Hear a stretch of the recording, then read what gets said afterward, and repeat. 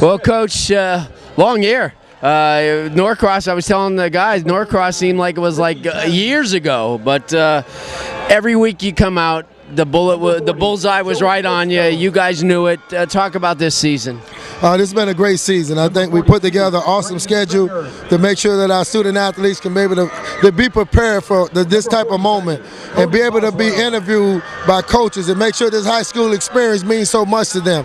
So this was a great special year, and we worked all through January to get to this point, all the things that we put in. That's why I'm so proud of our student athletes and the coaches.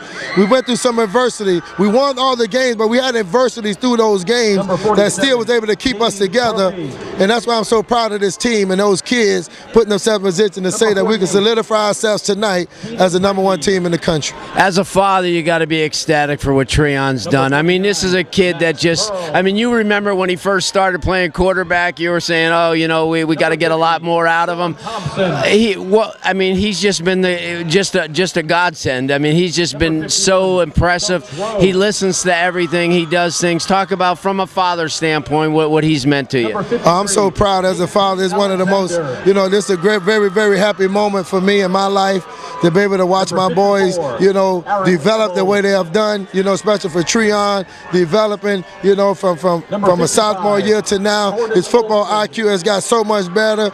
To be able to show the colleges around the country that's being 5'11", do not take away from his ability to be able to lead a team to a national championship. He can make the plays. He got the smartness. He got the football IQ to be able to lead a national championship football team. That's why we're so proud of the colleges, especially with Jimbo Fisher, that really sees that, didn't look at anything.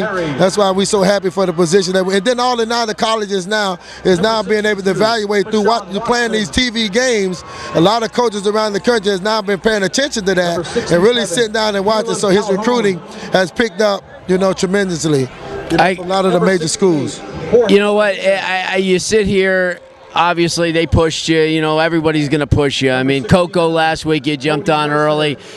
This is got to be so satisfying for you. This last couple of years, these kids have been fun for you. I know you've had a lot of fun at coaching, and they listen to you. Talk about what this senior class going out represents to this school and the community. It was a very touching senior class. You know, watching them from the first time that I stepped on campus back at Booker3 Washington Senior High School. You know, and those kids, you know, they bought into the system that we put together. You know, brought some things in from Miami that Randy Shannon had really taught me and really mentored me well, and I brought that back, and our kids and our staff brought into it. You know, and our senior class developed each of those years, and this year that senior class has really stepped up to that level, and as we can see today, those are the guys who consistently made those big plays, you know, throughout this whole setting. Good job. Congratulations as always, man. You do it with class. Tim Ice-Harris, 40-21, Booker T. Washington, #1 in the nation.